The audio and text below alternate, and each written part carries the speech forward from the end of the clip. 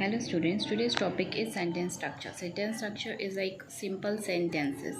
So the simple sentence का जो sentence structure होता है वो क्या होता है? For an example in Hindi I would say like एक simple सा वाक्य होता है जो होता है राम खाना खाता है. सो इसको जब हम डिफ़ाइन करते हैं कि ये करेक्ट सेंटेंस में जाए, ऐसा ना हो राम खा रहा है खाना या राम है खाना खा रहा. सो इसको सिंपल जो सेंटेंस स्ट्रक्चर जो बेसिक वाला होता है हम फॉलो करते हैं. That is first is subject, सबसे पहले सब्जेक्ट आता है, देन हेल्पिंग वर्ब आती है, फिर वर्ब आती है, and then we have the object. उसके बाद हमारा जो ऑब्जेक्ट है वो आता है.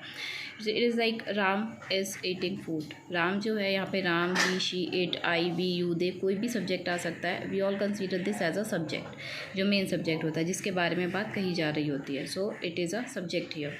Now is the helping verb. is, am, are और was, were होता है. ये सारे जो होते हैं वो हेल्पिंग वर्ब होते हैं. किसी किसी सेंटेंस में हेल्पिंग वर्ब होते हैं, और जो सिंपल सेंटेंसेस कुछ होते हैं जो अफर्मेटिव सेंटेंसेस होते हैं उसमें ये इज़, एम, आर नहीं दिया होता है. वो होते हैं like Ram eats food like this. तो वो मैं भी आगे आपको समझाऊंगी. So it is like Ram is the helping verb, eating is the verb, main verb, eating, going, और बहुत सारे वर्ब होते हैं जो भी क्रिया हो रही होती है उसको हम वर्ब बोलते हैं. So having a verb here. Now next is food. यहाँ पे कुछ भी चीज़ होती है जो काम इंसान कर रहा है लास्ट में उसको ऑब्जेक्ट बोलते हैं. कभी कभी ऑब्जेक्ट होता है सेंटेंस में, कभी कभी नहीं भी होता है. सिंपल सेंटेंसेस की बात कर रही हूँ. सो सब्जेक्ट और इधर हेल्पिंग वर्ब और the main verb is important here. Object sometimes it is with you, sometimes it is not with you. So this is the main structure. इसमें कुछ चीज़ें होती हैं कभी, कोई नहीं होती हैं, but the main structure is this one, which is subject plus helping verb plus verb and then plus object.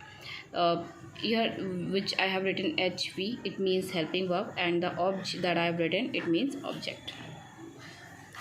Now same it happens like I told you, sometimes main verb दी होती है और नहीं दी होती है. This is a sentence, affirmative sentence, where we say she eats food और he eats biscuits और he eats ice cream.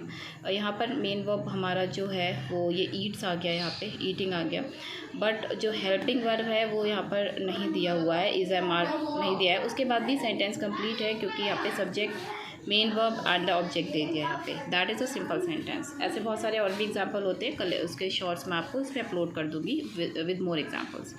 Next is subject plus helping verb and that main verb. ये कभी कभी मर्ज हो जाते हैं, दोनों एक में भी आ जाते हैं.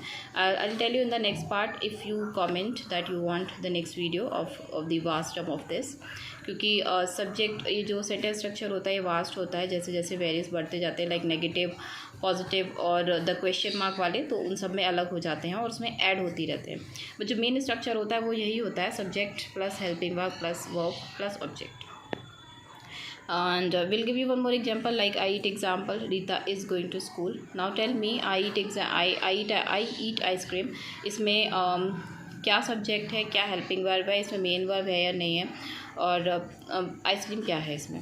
Same here is Rita is going to school. You also tell me about it that what kind of sentence structure is that, और इसमें क्या क्या इंक्लूड हुआ है. Please write in the comment section. This is all about today's video. I will give you more examples and tomorrow's shorts. Stay tuned with the channel. Thank you students.